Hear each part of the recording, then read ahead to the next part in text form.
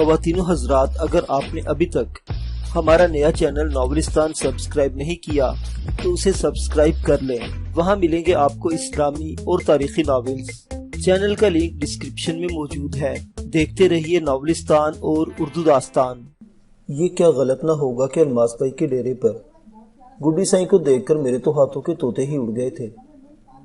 خدا کی پناہ، یہ شیطان یہاں بھی موجود ہوگا۔ حنیف بیٹا، بھاگ کر کہاں جاؤ گے؟ میرے اندر چھپے خوف نے سر ابھارا۔ معزز سامعین، آپ کی خدمت میں پیش کیا جا رہا ہے اردو ناول پھندہ، قسط نمبر 9۔ الماس بھائی کوئی عام قسم کی طوائف نہیں تھی جس کے ڈیرے پر ایسے عام قسم کے سائیں لوگ چلے آئے۔ یہاں جرائم کی دنیا کے بھی وی آئی پی ہی آ سکتے تھے۔ کیا مجال جو اس موذی نے مجھ سے ذرا سی بھی شناسائی ظاہر کی ہو۔ حالانکہ اس بات کا سوال ہی پیدا نہیں ہوتا تھا کہ اس نے مجھے نہ پہچانا ہو۔ اس کی اہمیت تو میں جانتا تھا۔ ایسے موذی اور جرائم پیشہ لوگ بڑے باریک بین ہوتے ہیں۔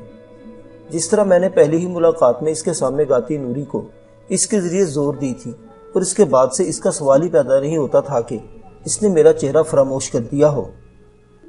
دلو پہلوان کی بیٹی آبدہ نے تو اس سے میرے لیے تعویذ بنوائے تھے۔ یہ تو اللہ کا کرم ہو گیا تھا کہ اس بیچاری پر جو گڈی سائیں کے ہاتھوں بچ گئی، ورنہ تو اس نے کوئی کسر نہیں چھوڑی تھی۔ پہلوان کی بڑی بیٹی فوزیہ کو میں نے اپنی گناہگار آنکھوں سے اس راسپوٹن کے سامنے رنگ لڑیاں مناتے دیکھا تھا۔ ہمارے اور ارد گرد کے محلے اور گلیوں کے نہ جانے کتنی عورتیں اس کی بہیمت کی بھیڑ چڑھ چکی تھی۔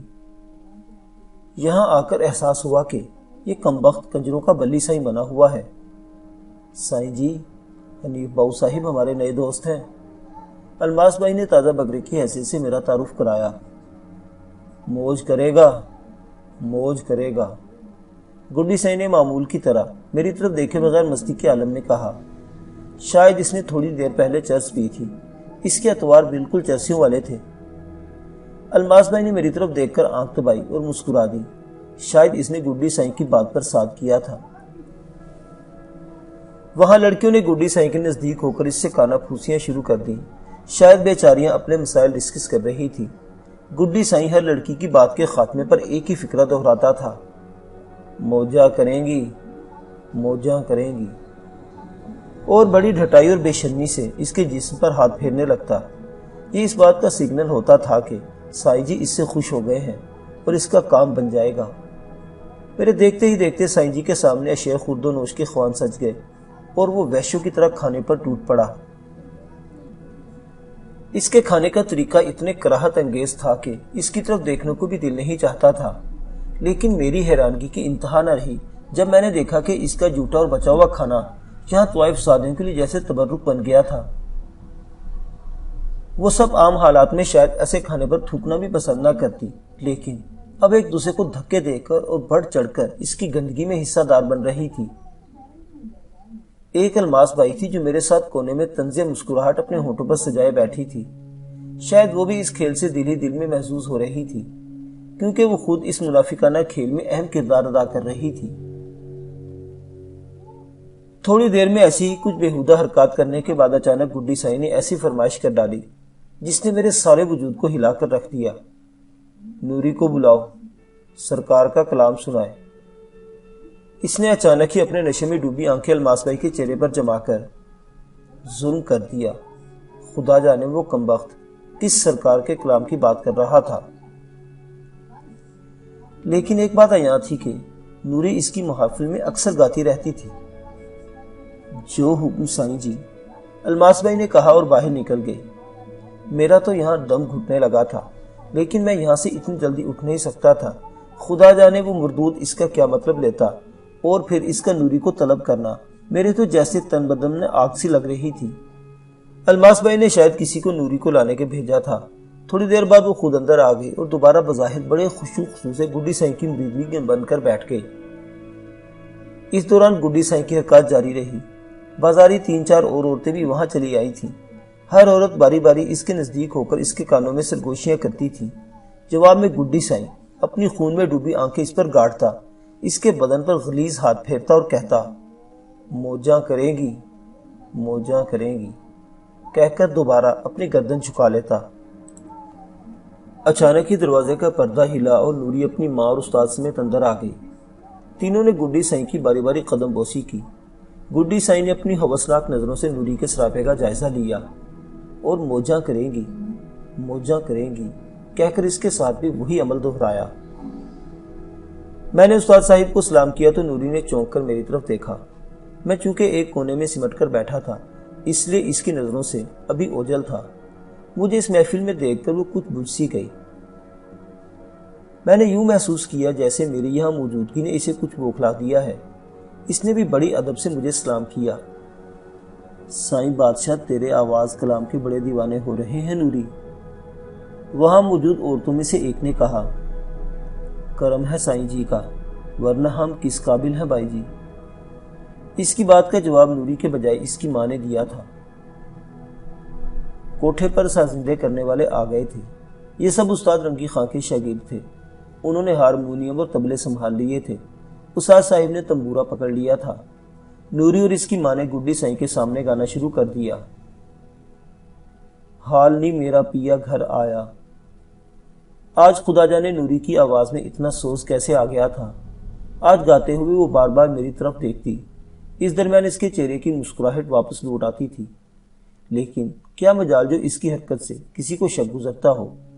جب ماں بیٹی نے مل کر اس بول کی تکرار کی، شکر ونڈا پیر مناواں، تو گڈی سائیں نے خدا جانے کیا ڈرامہ رچایا کہ اچانک زور زور سے اپنا سر ہلانا شروع کر دیا۔ وہ حال کھیل رہا تھا جیسے اس پر یہ کیفیت طاری ہو گئی ہو۔ رنگی خاں کی بیوی کے لیے تو بلی کے بھاگو چھنکا ٹوٹا۔ اب تک انہیں ایک مخصوص رفتار سے ویل مل رہی تھی، اچانک ہی ویل کی رفتار بڑھ گئی۔ طوائفوں اور طوائف زادیوں نے حال کھیلتے ہوئے گڈی سائیں پر 2-2 اور 5-5 کے نوٹ پھینکنے شروع کر دیے، جنہیں رنگی خاں صاحب کی بیوی بڑی احتیاط اور ہوشیاری سے سمیٹنے لگی۔ قریباً 1 گھنٹہ محفل جاری رہی، جب اچانک ہی گڈی سائیں نے ایک ہاتھ کھڑا کر دیا، جس پر یکدم وہاں خاموشی چھا گئی، کیونکہ سائیں جی پر آمد ہونے لگی تھی۔ اس نے وہاں پر موجود 3-4 عورتوں کے نام باری باری پکارے، اور اس درمیان عبرت انگیز طور پر اس کی آواز بدل گئی تھی۔ جن جن عورتوں کے اس نے نام لیے تھے ان کے چہرے خوشی سے دمکنے لگے تھے۔ اس کا مطلب تھا کہ ان کا کام ہو گیا ہے۔ ان طوائفوں نے بڑے بڑے نوٹ نکالے اور گڈی سائیں کی مٹھی میں دبانے شروع کر دیے۔ بلا خوف اس کو وہاں بیٹھے بیٹھے 4-5 ہزار روپے کی نظر ہو گئی تھی۔ محفل برخاست ہونے لگی۔ اب یہاں میں، نوری، الماس بھائی اور گڈی سائیں رہ گئے تھے۔ میرے دل میں چور تھا یا پھر نوری کے ساتھ تعلقات کا شاخسانہ تھا کہ مجھے نوری میں اس کی بے پناہ دلچسپی کا احساس ہو گیا تھا۔ گڈی سائیں نے اسے اپنے بالکل نزدیک بٹھا کر اس کے ساتھ وہی حرکات شروع کر دی جو وہ اب تک باقی عورتوں کے ساتھ کرتا آیا تھا۔ یہی شاید اس کی نام نہاد فقیری تھی۔ میرا دل شدت سے نفرت سے گھبرانے اور خون کھولنے لگا۔ یہاں ایک پل بیٹھنا بھی میرے لیے ممکن نہیں تھا۔ باتھ روم کا بہانہ کر کے میں اٹھ گیا، دوسرے کمرے سے ملے کے باتھ روم کی طرف جانے لگا۔ حنیف صاحب خیریت؟ الماس بھائی کچھ گھبرا گئی۔ گھاگ کنجری تھی، اس نے میرے چہرے کے تاثرات شاید پڑھ لیے تھے۔ کچھ نہیں، ذرا باتھ روم تک جا رہا ہوں، میں نے اس کی طرف دیکھے بغیر کہا اور دوسرے کمرے میں آ گیا۔ خدا جانے کس طاقت نے اچانک ہی میرے پاؤں پکڑ لیے۔ میں نے باتھ روم کا رخ کرنے کے بجائے اس بھاری پردے کے پیچھے جو ان دونوں کمروں کے درمیان تھا، اس وقت کھلا ہونے کی وجہ سے دیوار کا کام دے رہا تھا، کھڑا ہو کر ان کی گفتگو سننے کی کوشش کرنے لگا۔ پردہ جدید انداز سے بنایا ہوا تھا، اس کی جھالریں زمین پر پڑی تھی اور غور سے دیکھنے پر بھی دوسری طرف کسی کی موجودگی کا احساس نہیں ہوتا تھا۔ وے بیڑا غرق جائے گڈی سائیں، کچھ تو حیا کر۔ خبردار باؤ حنیف کے سامنے نوری کے معاملے میں احتیاط کرنا۔ اے نوری، پرے مر، کس طرح یار کے ساتھ جڑ کر بیٹھی ہے، جا اسے سنبھال۔ خبردار، اگر یہ مرغی ہاتھ سے نکل گئے تو یاد رکھنا تجھے کتوں کے سامنے پھینکوا دوں گی۔